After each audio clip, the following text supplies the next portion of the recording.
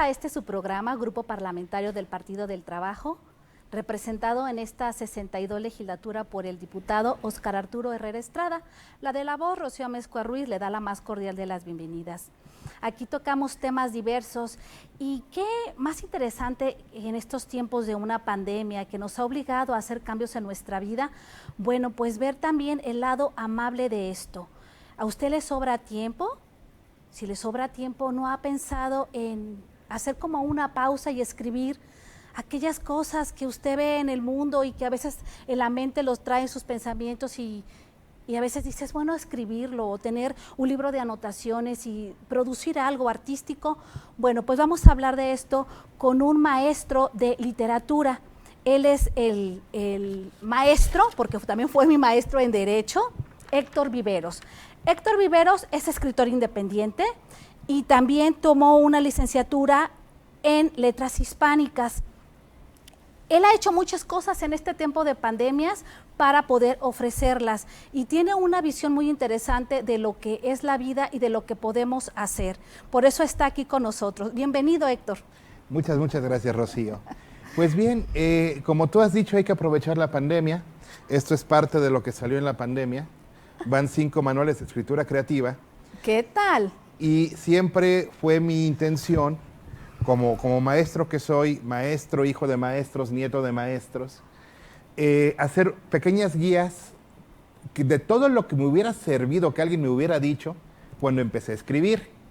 Porque luego nos desanimamos, ¿no? Sí, es muy fácil desanimarse en la lectura y en la escritura, porque no superamos una curva de decir esto es muy difícil y siempre lo vemos como algo demasiado grande, pero no, hay que hacer guías para que la gente no se desanime, no se desespere, no se frustre. La palabra correcta creo que es frustración.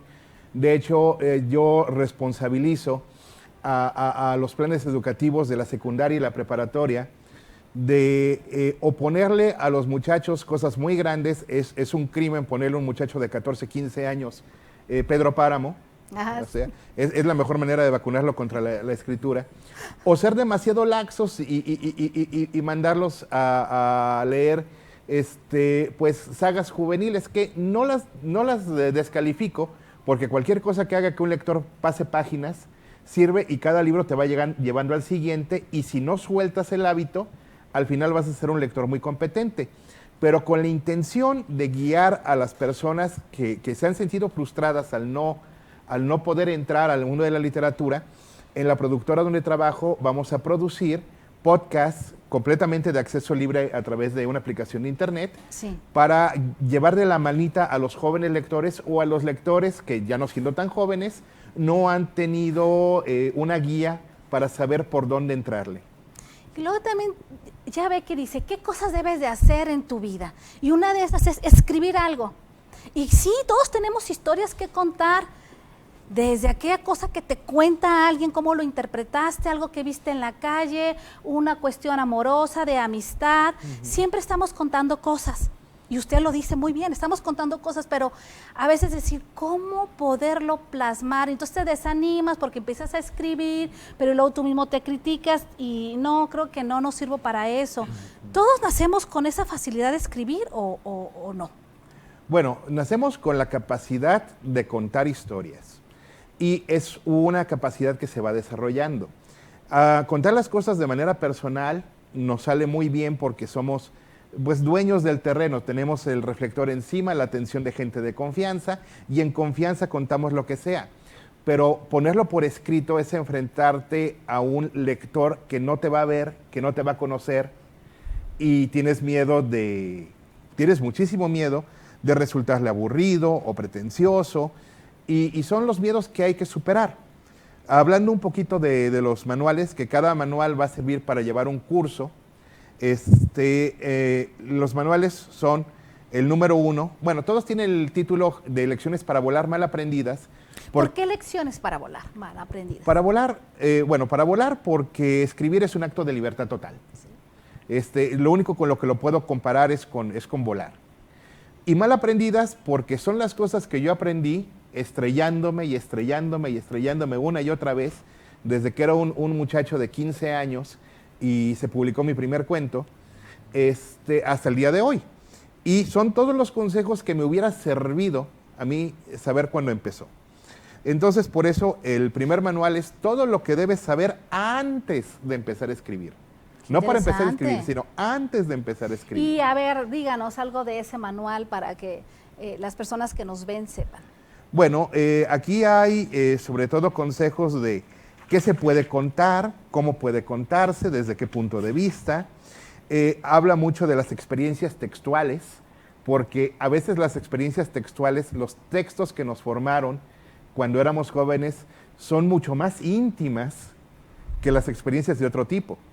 Y hago un juego de palabras y comparo mucho la experiencia textual con las experiencias físico-afectivas, diciendo que en realidad esto es un acto íntimo entre el lector y el escritor, es un acto terriblemente íntimo y hay que perderle el miedo, porque igual que tu primera experiencia física no siempre se dio como esperabas y entraste con mucho miedo, la escritural es igual, también, es igual sí, y hay que aprender a hacer disfrutar al lector, hay que aprender a seducir al lector y de eso va el primer manual. También tiene consejos como concursos, guía de uso para saber qué concursos hay, cómo se entra a ellos, qué se puede obtener de ellos, porque uno piensa que al concurso únicamente el ganador gana algo, pero no. La experiencia que se adquiere al entrar a ellos, al cumplir los requisitos de ellos, es muy útil y además muchos jurados se reservan la posibilidad de contactar a los finalistas para ofrecerles contratos de coedición. Pero eso no te lo dice cuando uno se inscribe en un concurso. No, no se lo dicen, pero sucede, se sucede. Y además también en la guía de lo que debes de saber es cómo hacer un buen contrato con una editorial para una coedición. Decir, no, esto es un buen contrato, esto es un mal contrato, esto te va a tocar, esto no te va a tocar. Entonces son los que tienes que saber. Como lo preliminar, ¿no? Antes de entrar. Antes de. Y el manual 2, Lecciones para volar, mal aprendidas 2, que son los ejercicios, técnicas y consejos para escribir narrativa.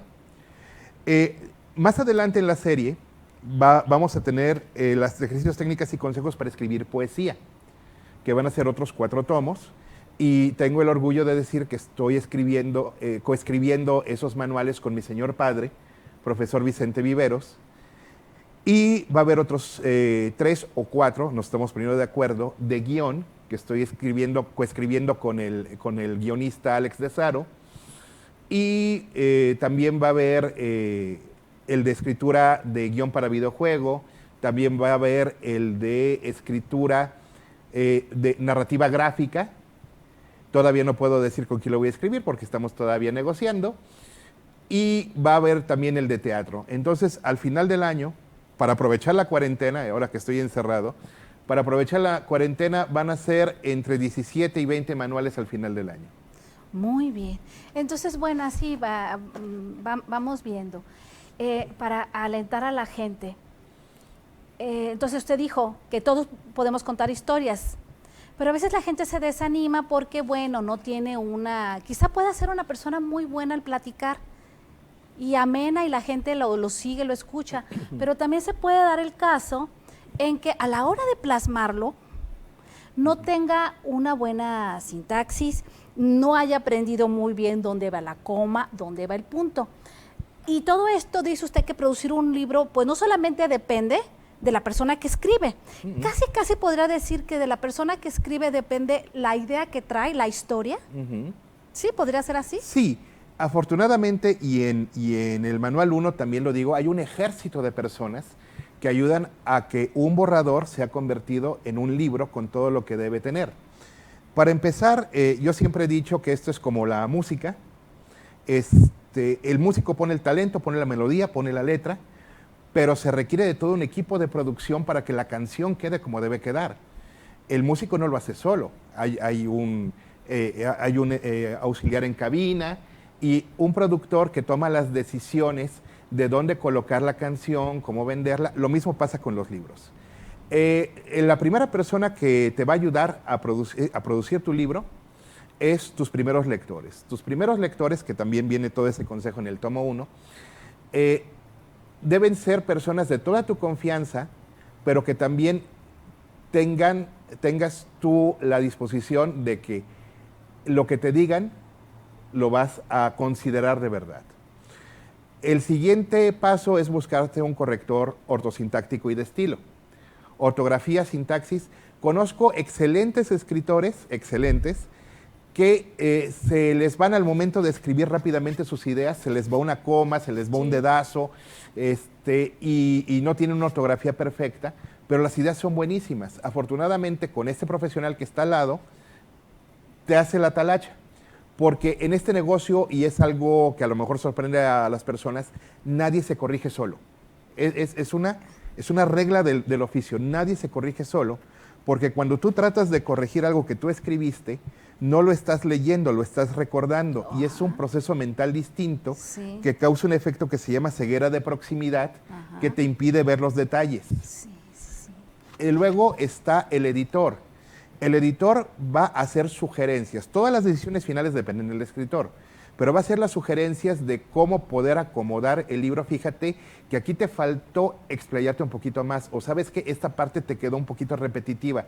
Hay que quitar estos 2 párrafos, estos 3 páginas a veces. Y sabes que el título no alcanza a tener el punch para llegar a la vitrina de la librería. Necesitamos un título con más punch. Y como productor de disco, y mira, te recomiendo una portada de este tipo, y él hace el contrato con el portadista, y él hace el contrato con la distribuidora, y él lleva el trámite del ISBN, el Registro Internacional del Libro, para que el escritor se dedique únicamente a escribir. Porque si el escritor se dedica al mismo tiempo a producirse y a promoverse, nomás no sale. Claro. Y bueno, pues todos tenemos algo que contar. A mí me interesó mucho este tema, porque el diputado Óscar Arturo Herrera Estrada escribió un libro en donde él como docente de nivel preparatoria y universidad, y al convivir tanto con los jóvenes, pues se da cuenta de la importancia que es como guiarlos a veces. Entonces su libro, Reencontrando mi yo para ser feliz, entusiasta y saludable, da consejos. Esto es un libro que se le podría llamar de superación personal. Todos tenemos algo que contar a partir de una historia que nos pase, porque algo se aprende. Sabemos que la vida está hecha para vivirla, y si algo tenemos que decirle a los demás o aconsejar, bueno, pues hay gente que tiene esa inclinación por ayudar a los demás. Maestro, ¿qué es lo más importante? Por ejemplo, dentro de la escritura, ¿cuál sería lo más fácil para escribir? Hay varios géneros literarios, entonces, ¿qué es más fácil? ¿O eso ya viene con la persona, la poesía, una novela, un cuento, un ensayo? Honestamente, yo tengo la convicción de que todos pueden escribir cualquier género si se dedican consciente y dedicadamente a aprender cómo funciona, cuáles son las convenciones del género, y encuentran algo que decir a través de ese género. De hecho, más fácil, bueno, hay preferencias, lo que llamamos preferencias textuales, hay preferencias de cómo te prefieres expresar. Aunque yo me considero que mi género es el cuento, la verdad es que tengo muchos más libros de poesía, porque las cosas que he vivido y me han pasado se prestan más para ser contadas con poemas. El tomo 4 son consejos y técnicas avanzadas para escribir novelas por géneros, y tiene un orden que parece que es aleatorio, pero no lo es. Si tú preguntas qué es más fácil, yo ordeno los géneros en grado de dificultad de esta manera: fantasía, ciencia ficción, terror, histórico, policíaco y romántico. Este orden, que parece completamente sacado de la manga, responde a que en fantasía tú inventas todo el mundo, puedes hacer lo que quieras.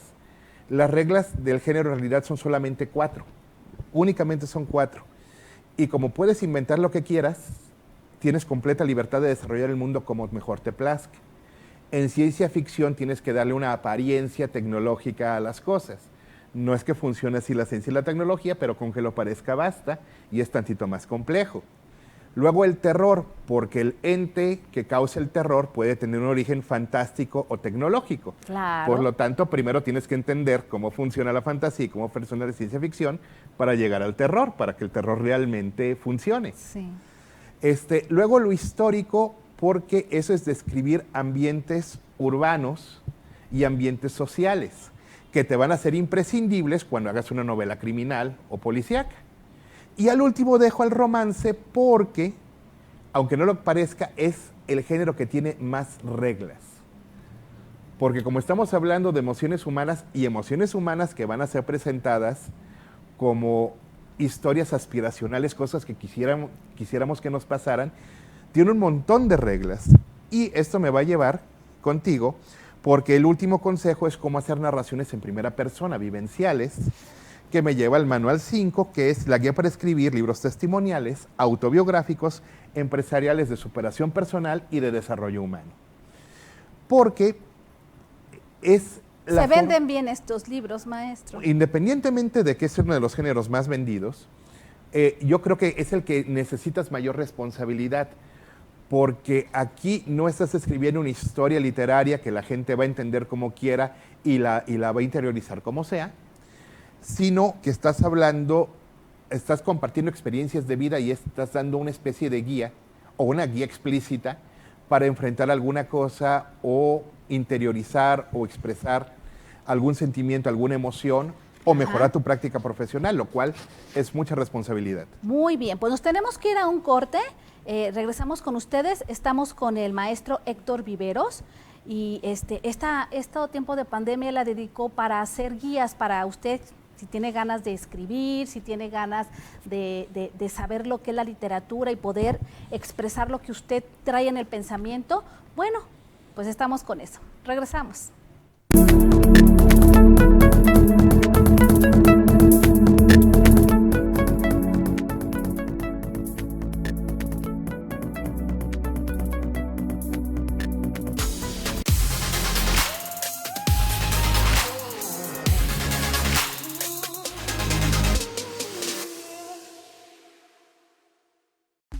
Jalisco, un viaje a través de las constituciones. Te invitamos a conocer la historia de Jalisco de la mano del magistrado José de Jesús Covarrubias Dueñas, recorriendo el avance constitucional que ha marcado la historia de nuestro estado. Cada semana presentaremos una pequeña muestra de la riqueza de Jalisco y su gente. Sigue esta serie por Canal Parlamento, estreno todos los miércoles a las 7:30 de la noche y repetición todos los días por el 17.3 de TV Abierta y nuestras redes sociales, Facebook, Instagram, Twitter, YouTube.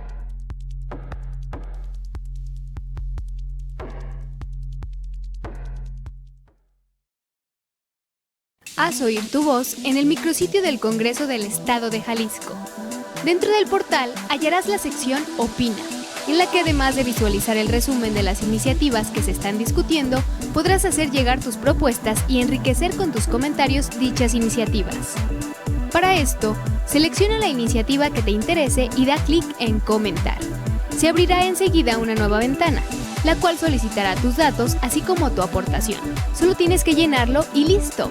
Todas tus opiniones serán recibidas por las y los diputados de la comisión dictaminadora. Ingresa a congresoweb.congresohal.gov.mx/congreso-abierto/. El Congreso del Estado de Jalisco y Canal Parlamento transparentan los datos para que estés siempre informado. Participa, es para ti.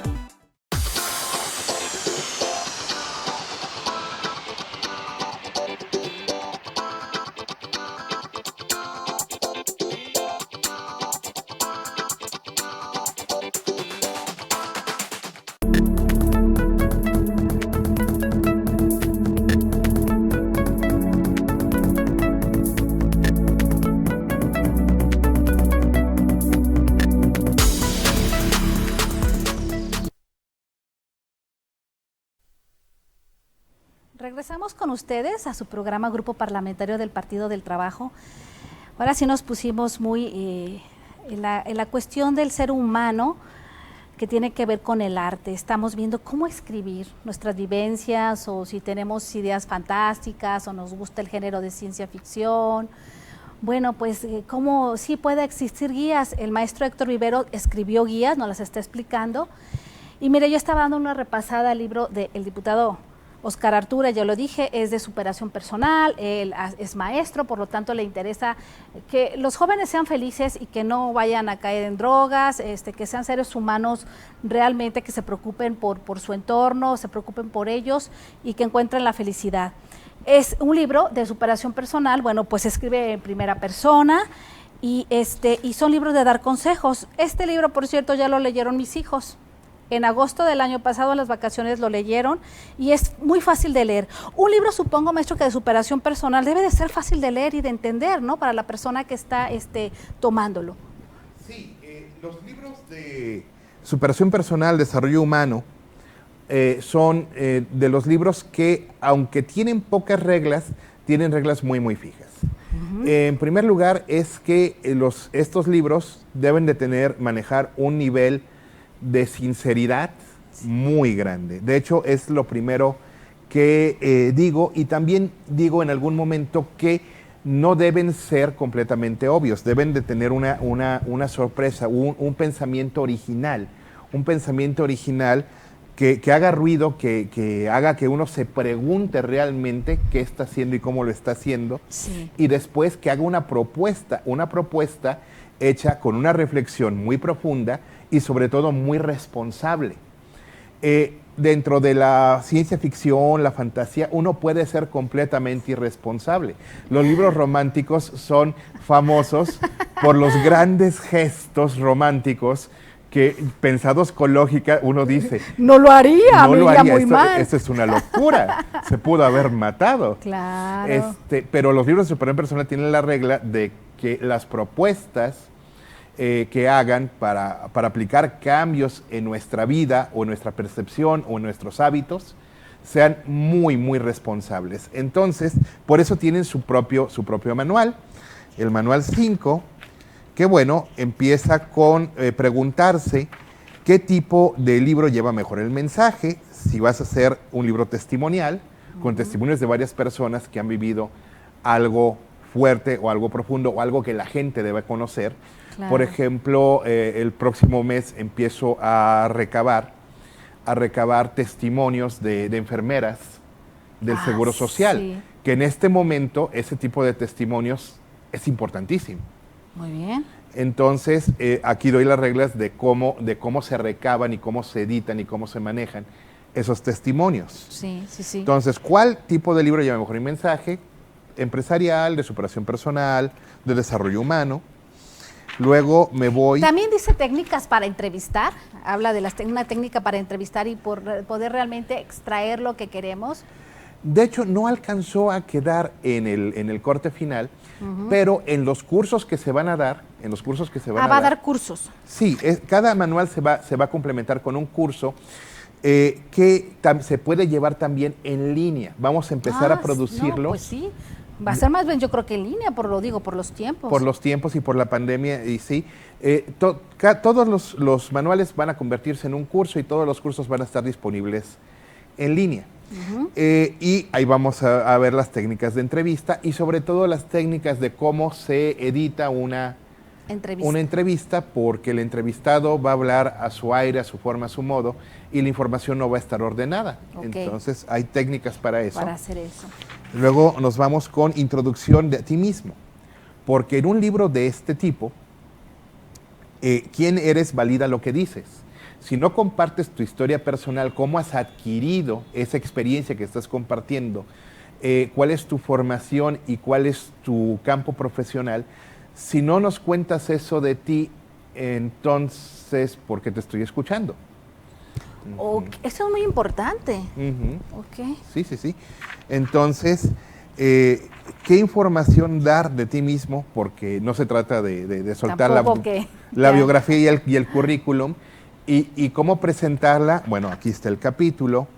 La elección del título, no hay nada más importante que el título, porque el título debe contener, debe decirle al lector muy rápidamente por qué debe llevarse ese libro o qué es lo que va a encontrar en él. Es como enganchar, ¿no?, a la persona que está ahí en la librería. Sí, y la recomendación, empecemos por ser honestos, y pongo ejemplos del grado de honestidad y sinceridad que hay que tener al contar todo esto. A ver, díganos algo de eso. ¿Por qué ser honestos? Si usted lo dice, podemos escribir de algo que realmente no existe.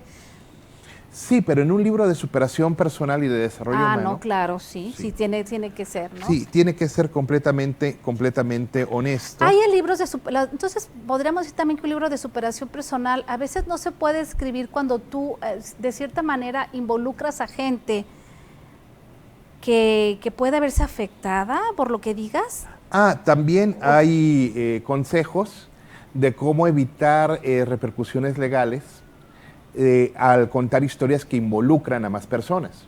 Okay. Porque esto es muy, muy, muy importante. El consejo que doy, aquí lo voy adelantando, es que hablando desde un punto de vista personal, no estás diciendo que las cosas fueron así, estás diciendo como yo lo vi así y yo lo sentí así, poniendo una distancia de que es mi percepción. No estoy acusando ni estoy recriminando, estoy diciendo la situación fue así, así la vi, así la sentí y este fue el resultado. Pero no está uno haciendo juicios de valor sobre otras personas. Por ejemplo, cuando uno escribe algo de superación personal, a veces podemos pensar que es muy importante lo que tenemos que transmitir porque nuestra vivencia personal sí resulta importante. Pero entonces, el trabajo, ¿de quién es el trabajo de decir, bueno, es que realmente tu libro no es interesante porque es algo como muy vivencial, pero quédatelo tú, porque realmente no aportas mucho. O no aplica a otras personas. O no aplica. Sí, de hecho, el editor tiene que ver la pertinencia y la replicabilidad del material. La pertinencia es si el asunto es relevante en la situación, en el contexto actual. Por ejemplo, se han puesto, siempre fue importante, pero no había estado puesto el acento donde debía con respecto al acoso escolar. Sí. Por ejemplo, cuando yo estaba en la secundaria, una situación común, pero nadie hablaba de eso, estaba normalizado. Cuando por fin hubo estudios que hablaron de las consecuencias del acoso escolar, entonces se volvió pertinente concientizar a la gente acerca de él. Sí. Por lo tanto, un editor puede ver, en este momento es pertinente hablar de estos temas. Los temas que son más pertinentes, bueno, obviamente el cuidado de la salud, pública. Sí. Es pertinente en estos momentos los temas de acoso laboral y sexual. De violencia también, ¿no? Violencia intrafamiliar, de género. Sí, esos son los temas que son urgentes. Entonces el editor decide, ¿sabes qué? Tu libro está muy bueno, pero tocas este tema que es un tema pertinente, muy de pasada, por favor, desarróllalo sí. Y me estás dando algo mejor para que la gente sepa que le va a ser útil. Un editor entonces es como ese guía y también como en esta parte como el juez que valora y tiene que hablar muy claramente con la persona que escribió. Sí, de hecho la comunicación con el editor es vital. Y a veces las decisiones no las toma el editor solo, hay algo que se llama un consejo editorial. Okay. El consejo editorial de cualquier editorial vota sobre el material, pero toda esa información la tiene que ver el escritor no con todo el consejo editorial, sino con su editor personal. De hecho, hay una historia casi desconocida y creo que se está produciendo una serie al respecto, no tengo el dato, apenas lo estaba viendo hace 2 días, de que todo el fenómeno del boom latinoamericano, todo ese fenómeno que fue el desarrollo de los escritores Vargas Llosa, García Márquez, Juan Rulfo, fue producto de una editora a la que no se le da el reconocimiento del papel tan importante que tuvo en poder decir, bueno, estos escritores tienen estos rasgos en común. Okay. Si los vendo como parte de un movimiento y le pongo un nombre a su tendencia, a su estilo literario, y voy haciéndoles una unidad en portadas y en colecciones y los voy presentando juntos y les organizo conferencias donde se hagan fuertes unos a los otros, voy a tener algo muy grande aquí. Este es el trabajo del editor. Ok, ya entendí. Es importantísimo. Sí. De hecho, el mejor escritor del mundo, sin un buen editor que lo respalde. De hecho, estoy convencido, tengo la certeza de que la mejor novela del mundo no se editó. Está guardada en el fondo de un cajón porque no hubo quien le acompañara, quien le dijera a ese escritor buenísimo que, no, tu libro es bueno, ten confianza, tú déjame ayudarte a colocarlo. Por ejemplo, en la historia de la literatura pasó muchísimas veces. Franz Kafka no se convirtió en un escritor relevante hasta después de 20, 30 años después de haber muerto. El mejor... ¿Pero por qué cree que se debió eso? ¿Por qué no en su tiempo? ¿Él no publicó en su tiempo? Él no publicó en su tiempo. Ok. Si se hubiera acercado a un editor, a lo mejor otra cosa hubiera sido. Pero lo cierto es de que Europa todavía no estaba preparada para Kafka. Hasta después de las guerras mundiales pudieron entender, oh, aquí estaba el nivel de desesperación, de dolor, de alienación, de extrañeza. Hasta después lo fue comprendido hasta después. Sí, algo curioso ocurre, según Sanyo, hablando de preferencias textuales, de una gran experiencia textual que es Bartleby el escribiente de Herman Melville. Es un cuento largo, no junta 90 páginas. Y es increíblemente adelantado a su tiempo. Tan adelantado a su tiempo que la gente no lo descubrió hasta 40 años después. Porque el libro que se hizo famoso de él primero, y él ya estaba muerto también, fue Moby Dick. Sí. Pero Bartleby el escribiente es increíblemente adelantado porque en los años 1860, quien piense que el existencialismo nació con Camus, que el absurdo nació con Kafka y que el nihilismo nació con Nietzsche, es que no leyó Bartleby. Se adelanta a los tres, pero por muchísimos años.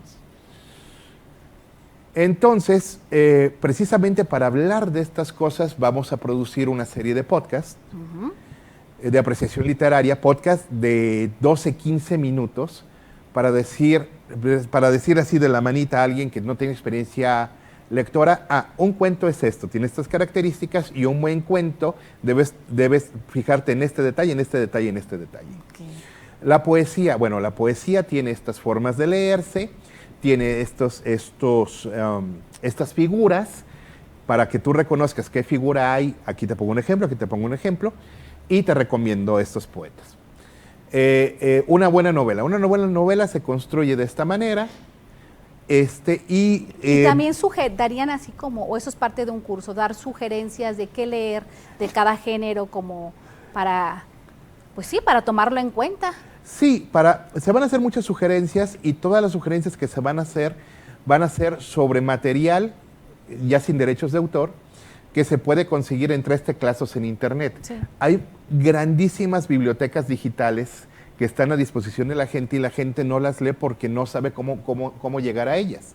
De hecho, hay una biblioteca digital, de hecho, si recuerdas, siempre decía a los alumnos, tráiganme memorias y se las paso. Así. Hay una biblioteca en particular que está en la página gratuita Pide tu libro, que son 10,000 archivos. Si leyera el lector un archivo por día, y hay archivos que son un cuento largo y hay archivos que son una novela de 1000 páginas, pero si leyera uno diario en promedio, tardaría 30 años en acabarse esa biblioteca digital. Okay. Hay una página puertorriqueña gratuita, Ciudad Se Va, que tiene a todos los grandes poetas hasta los años 30 completamente gratis. ¿Qué desarrolla una persona cuando le gusta leer? Usted puede decir, pues sí, no, para mí no me interesa leer, a mí me interesa contar mi historia. No, bueno, pero si tú lees, algo debes de aprender, ¿no? También para escribir.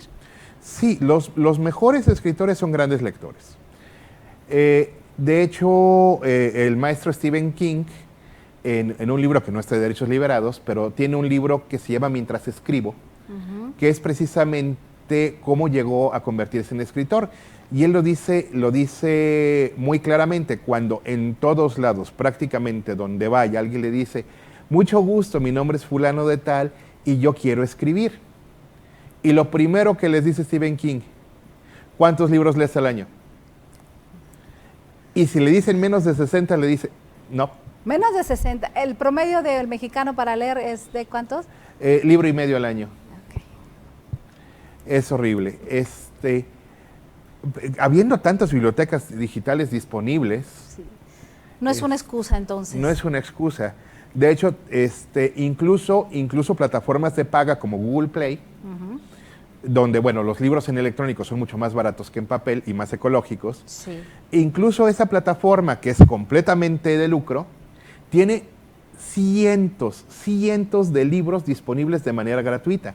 Incluso yo, hace una semana, acabo de publicar un poema largo, un poema de 450 versos, llamado Final de todos los finales. Lo acabo de subir a esa plataforma completamente gratis. Ok, muy bien. ¿Y la plataforma? Ujú. ¿Cómo se llama su plataforma? Es bien fácil. Si tú tienes una cuenta de Gmail, ya tienes Google Play. Ok. Inicia sesión en tu navegador, que es el Chrome, con tu cuenta de Gmail. Sí.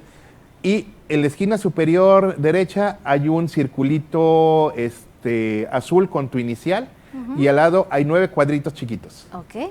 Le aprietas los 9 cuadritos chiquitos y ahí está Google Drive, Gmail, Google Play. Le aprietas a Google Play y ya entraste a tu página de Google Play. Y ahí puedes buscar los libros gratis de la plataforma y los descargas, y en cualquier computadora que puedas acceder con tu cuenta de Gmail, puedes leer tu biblioteca. Muy bien, genial. Bueno, pues tenemos que irnos a un corte, regresamos con ustedes, estamos con el maestro Héctor Viveros, estamos hablando de lo que es un libro, hacer libros y la importancia de leer para quien quiere escribir.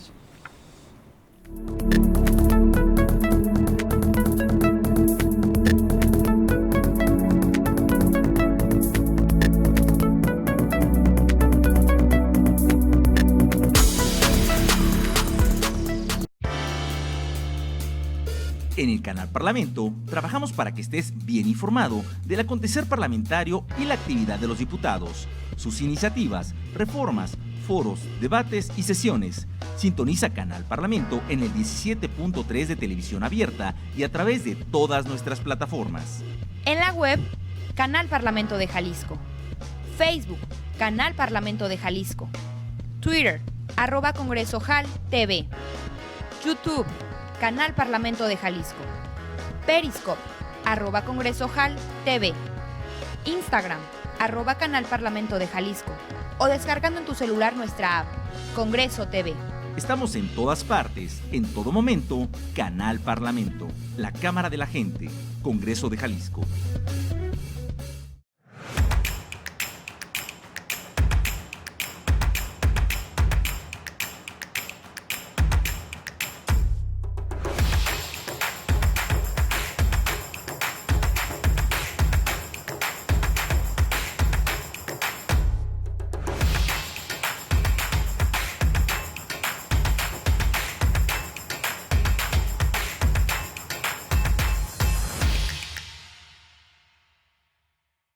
Conoce el proceso legislativo y su terminología. En el micrositio del Congreso del Estado de Jalisco visualizarás la sección Conoce. En esta se desplegará un listado con los conceptos que son fundamentales para una adecuada definición y caracterización de nuestro sistema legislativo. Ingresa a congresoweb.congresojal.gov.mx/congreso-abierto/ y conoce este instrumento de referencia rápida que apoya a la comprensión del lenguaje usado por legisladores y políticos. El Congreso del Estado de Jalisco y Canal Parlamento transparentan los datos para que estés siempre informado. Participa, es para ti.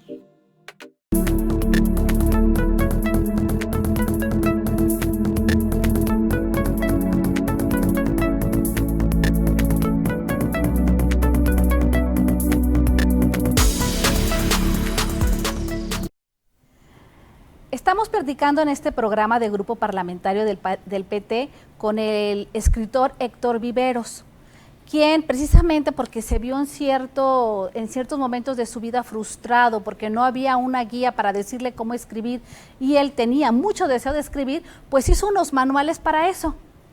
Estamos hablando de ese libro que se llama Ese género, que es de superación personal, y les estaba comentando que bueno, al diputado Óscar Herrera le da también por escribir y también le da por cantar y por explotar ese lado humano. Entonces, Maestro, síganos diciendo, de un libro de superación personal, en lo que nos está leyendo, ¿qué más tiene que tener? Muy bien.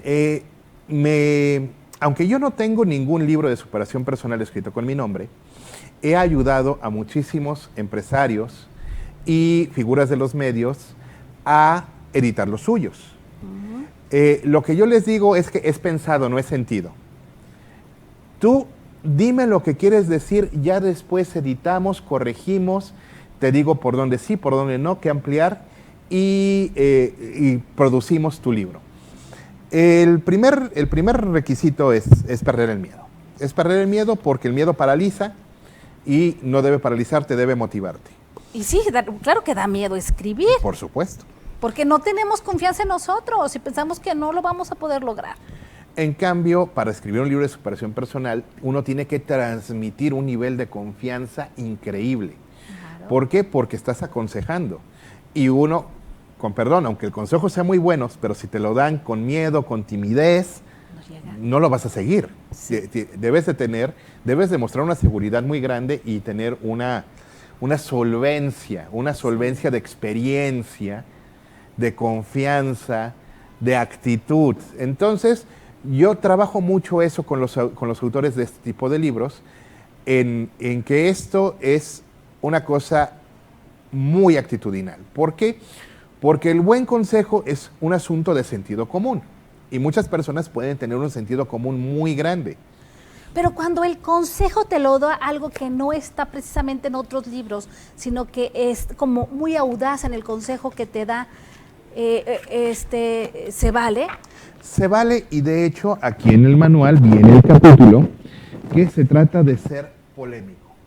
Polémico en el sentido de que en el momento en que estás presentando la información la tienes que presentar de una manera original, y no solamente original, que no esté en ningún otro libro, que ninguna otra persona lo diga como tú, sino que cause un impacto. Es como ser muy sincero, ¿no? No para darle gusto a los demás. Ajá. Es buscar la manera en que tu mensaje y tu consejo tenga un impacto. Okay. Y aquí viene más o menos la guía de cómo lograr esto. Y todo esto se va a llevar, como decía, a través de un curso. A través de un curso, de hecho, la primera generación, tenemos previsto que el curso empiece a final de este mes o a principios del siguiente. Okay. Toda la información sobre los cursos puede verse en la plataforma, en la aplicación, en la aplicación de Audacia. La página de internet es audacia.lat y ahí va a estar la información de cuándo se abren los cursos, y vamos a empezar con un curso físico y después vamos a hacer el curso de manera virtual. Okay. Todos los manuales van a llevar su curso. ¿Y todos esos manuales son parte del curso? Sí, de hecho, al inscribirte al curso se te va a dar, no en legajo, te va a dar el libro ya producido, bonito, media carta, sulfatado, color hueso, bonito, todas las cosas que hace el editor. Se va a entregar su copia del manual, del curso. Y más o menos estamos hablando de un curso de ¿cuántas horas se le debe de invertir a ese curso? Son 8 sesiones cada curso, una semanal, porque como se deja mucha tarea. Ah, muy bien. Porque los cursos son de escritura, entonces... Tiene uno que producir. Tiene uno que producir, sí. Y para poder revisar todos los textos que todos los alumnos produzcan, es una sesión a la semana, y es una sesión en términos prácticos de 2 horas y media. Okay. Porque son las 2 horas de didáctica y la media hora que es del tallereo en grupo. ¿Quiénes van a dar el curso? El curso lo vamos a dar entre 3 personas. Luis Javier Mariscal. ¿Quién es? Luis Javier Mariscal es productor de audio, viene de familia de teatristas, productor de audiolibros, de hecho es el director de Audacia, y ha hecho muchísimo contenido para medios, sobre todo radio. Okay. Arcelia Ceballos, que es mi correctora y yo soy el de ella, porque ella se corrige solo, que es muy buena. De hecho, va a presentar antes de que termine el año un libro testimonial que yo creo que es muy importante porque es un libro testimonial para ayudar a la salud mental y espiritual, por así decirlo, de los pacientes crónico-degenerativos. O sea, es un libro importantísimo. Sí, sí, sí. Es un libro importantísimo. Y ella es licenciada en letras de una generación muy anterior a la mía, porque ella llevó letras como su primera carrera, yo la llevé como tercera carrera, así es de que no nos cruzamos, pero eso nos da una visión bastante más amplia. Sí. Y su servidor Héctor Viveros vamos a ser quienes vamos a dar los cursos. Entonces, como persona que ha ayudado más de 14 veces a empresarios, a figuras públicas, a desarrollar sus libros de superación personal o empresariales, entonces puedo decir que ya me sé las reglas. Sí. Ya me sé las reglas y por eso me estoy atreviendo a ponerlos en este manual y a recomendar a las personas que, bueno, el curso no está hecho para que la persona pueda producir completamente el libro. Está hecho para que pueda producir su primer borrador. O sea, para que se le quite el miedo y se atreva. Y se atreva, sí. Y entregue su primer borrador y si lo complementa con las lecciones del Manual 1, va a saber exactamente cómo se sigue el proceso para convertir el primer borrador en un libro completa y totalmente producido. Muy bien. Bueno, pues de los géneros, decía, si alguien, por ejemplo, dice, no, bueno, yo no quiero, yo quiero poesía. Para escribir poesía, los cursos yo creo que estarán disponibles ya hasta el próximo año, porque los manuales apenas los estamos escribiendo mi señor padre y yo. Pero qué bueno que preguntas de poesía, Rocío. Realmente estoy muy feliz de que hayas preguntado eso. ¿Por qué? Porque con la poesía nos enfrentamos a un problema completamente distinto. En narrativa, pongo ejemplos de novelas que muchas están liberadas o están en todos los libreros. Sí. Cien años de soledad está en más libreros que personas que lo han leído. Esa es una verdad universal. El Quijote, si todas las personas que tengan una copia del Quijote lo hubieran leído, sería el libro más leído de la historia. Completo, se refiere a que nadie lo lee. Es muy sí. probable que completo no lo hayan leído. Así es. Puedo poner ejemplos de películas y de series. Hago muchos ejemplos con películas también y de series. eso. Muy bien. Sí, para que entiendan. Una estructura narrativa, por ejemplo, si usted vio la serie fulana de tal, ahorita no voy a meter gol, se dará cuenta de que la historia fue contada de esta manera y fue por esta razón. Ok. Pero con poesía no puedes hacer eso. Con poesía no puedes hacer eso porque la gente no tiene formación poética. Por lo tanto, los libros de poesía se están tardando más porque no son libros informativos. Son libros formativos. Formativos de empezar a enseñarle a las personas a tener sensibilidad poética. Entonces, porque informativo uno puede decir, figuras retóricas, Wikipedia, imprimir, en 3 minutos tiene una lista de las casi 30 figuras poéticas y tiene la información, pero no tiene la capacidad de apreciarlas, Sí. de reconocerlas ni de disfrutarlas. Entonces los libros de poesía se van a tardar bastantito porque son más formativos que informativos. Son para desarrollar la sensibilidad poética. Ahorita, por ejemplo, la poesía, a veces uno se pierde en el tiempo. ¿Qué tipo de poesía se hace? ¿Tiene que rimar? ¿Ya no hay necesidad de rimar? ¿Cómo es la poesía ahorita?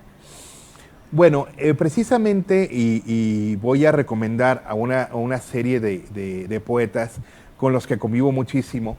De hecho, nos conocimos en el 7º Congreso Internacional de Poesía Isla en Versos, allá en Cuba, en el año 2018, y nos autodenominamos la esquina ruda de la poesía latinoamericana, porque realmente éramos los rudos en ese congreso, los que fiestaban toda la noche, los que llegaban tarde al autobús, los que se perdían en cada ciudad que llegábamos, y como siempre nos sentábamos en la esquina de los buffets, nos denominamos la esquina ruda, y hay una página en Blogspot, en WordPress, perdón, hay una página en WordPress de la esquina ruda, donde compartimos nuestros poemas y nuestros recitales. De hecho, cada 2 meses hacemos un recital de 1 hora, disponible completamente en YouTube. Muy bien. Y voy a recomendar, por ejemplo, voy a recomendar a Quincho Terrazas y a Palomo Arriagada, que desde Bolivia y Chile, argentinamente, respectivamente, hacen una poesía social muy buena, muy, muy buena. Puedo recomendar a la panameña Débora Wiesel, que acaba de publicar un poemarito erótico completamente disfrutable. No, pero ese es para leer en la cama y acompañado. Muy bien. Puedo recomendar a Juan Arcila y José Luis Pembetti de Colombia, jovencitos. Juan Arcila acaba de cumplir 29 años y José Luis Pembetti tendrá 24 a lo mucho. Y hacen una prosa poética en cuentitos cortos y en minificciones y en micropoemas que son una maravilla. De hecho, ellos van a, mira, yo no quiero tener un cuento largo que lean 1000 personas, yo quiero tener una narración así con mucho punch, que 100,000 personas no solo la lean, se la aprendan. Ah, ok. Por ejemplo, un prosema de Juan Arcila que es magnífico. Ceguera, cuando se dio cuenta que sus ojos empezaban a devorar la luz del mundo, lo cerró para siempre. Es poderoso y es bonito. Y usted tiene muy buena memoria, pues por eso lo puedo aprender. Sí, pero es increíble, la verdad. ¿Y eso que usted leyó de otra persona, le sirve para su creación literaria? Ah, por supuesto. Porque le despierta la imaginación, o los sentimientos, emociones. De hecho, hay un deporte extremo que practicamos los poetas, pero así es extremo. Dígame. Lo practiqué curiosamente aquí detrás, en el bar La Maestranza, cuando existía. Ah, sí. Sí. Con el poeta, con el mejor poeta de Guatemala, que es Fernando Ortiz Moreira. Jugábamos ping pong. Ping pong es que nos poníamos una grabadora en medio y empezaba uno el verso y le tenía que responder el otro. Uno. Y el que decía un verso tan bueno que decíamos, se cerró, el poema se cerró. Entonces podíamos beber el tarro de cerveza. Okay. Hasta que se cerraba y únicamente el que cerraba bebía. Llegamos a hacer este deporte extremo de tal manera, también nos salió con la esquina ruda y en Zacatlán, de que en el congreso que hubo el año pasado en Zacatlán, Puebla, de donde muchos saludos al poeta Paco Rubín, que fue el que lo promovió, okay. Y él hace poesía lúdica. Su poesía no es para leerse en libro, es para escucharse en recital. Y tiene al público completamente participando. Okay. Es increíble. Busquen a Paco Rubín en YouTube, no se van a decepcionar.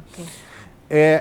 El asunto es de que la gente asistente al bar nos pagaba las jarras de cerveza con tal de que no nos calláramos. Bueno. Y es un deporte extremo. Y nos vamos retroalimentando. Por ejemplo, un poeta del colectivo del que pertenecen Juan Arcila y José Luis Pembetti en Colombia, La Sombra del Pino se llama su taller, desarrolló un formato de poesía que se llama las bitáforas. Y ya nos estamos retando todos a hacer bitáforas. Luego Juan propone el juego y estamos haciendo, ahora este mes hacemos todos minificciones. Luego también Juan Arcila dice, vamos a hacer una novela colectiva. Yo hago el primer capítulo y se lo paso a fulano para que haga el segundo. Pero entonces estaría bien que todas esas personas que quieran dedicarse a la poesía o la escritura, pues si existan como clubs, ¿no? Sí, se congreguen. Y también... Aquí en lo que viene siendo nuestro estado, existen, usted sabe, de clubes bien establecidos, en donde ayudan a la gente a dejar esos miedos y atreverse a vivir sus emociones, sus sentimientos por medio de la escritura. Existen y existían muchos talleres, pero se ha perdido, y sobre todo en la pandemia han perdido continuidad. Okay. Por ejemplo, puedo recomendar que aquí hay un buen colectivo que hace... libros cartoneros, que son libros hechos con material de reciclaje, terriblemente económicos y muy, muy personales, porque cada portada es pintada a mano, que se llama La Rueda Cartonera. Puedo decir que yo asistí a los talleres de Luis Patiño cuando el maestro estaba vivo, a Roberto Villa, que desgraciadamente ya no está con nosotros, pero vamos a intentar retomar esta figura de los talleres, ojalá a través de la escuela literaria podamos ir generando comunicación entre ellos. Hay pequeñas editoriales, está la pequeña editorial que maneja Gabriel Benítez, que ahorita no me acuerdo cómo se llama, pero sí, hay pequeñas editoriales y pequeñas librerías independientes donde se congregan, y a veces se congregan hasta por género. Los poetas van acá, los de ciencia ficcioneros van allá, está La Mandrágora, que dirigen Alessa Gil y Luis G. Abadie, donde se congregan los escritores de terror.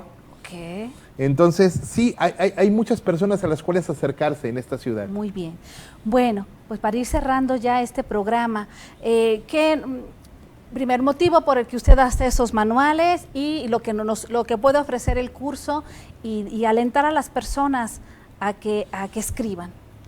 Bueno, lo que me pasó es que las lecciones fueron mal aprendidas porque fueron hechos a puro ensayo y error. Ajá.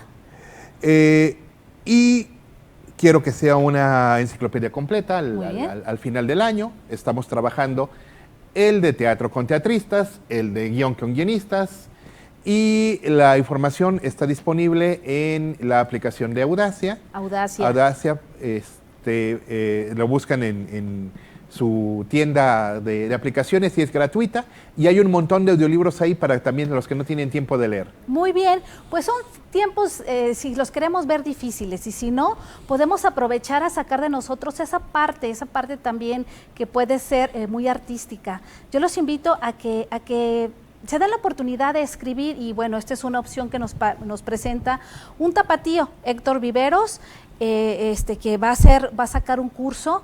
Y qué mejor en estos tiempos de pandemia para que saquemos algo de nosotros, que yo creo es muy interesante la escritura, leer, es importantísimo leer y estar bien acompañado. Los invitamos a que participen en este curso, Audacia. Nos vemos en Rocío Amezcua Ruiz. Héctor Viveros, un placer estar contigo. Muy bien, pues.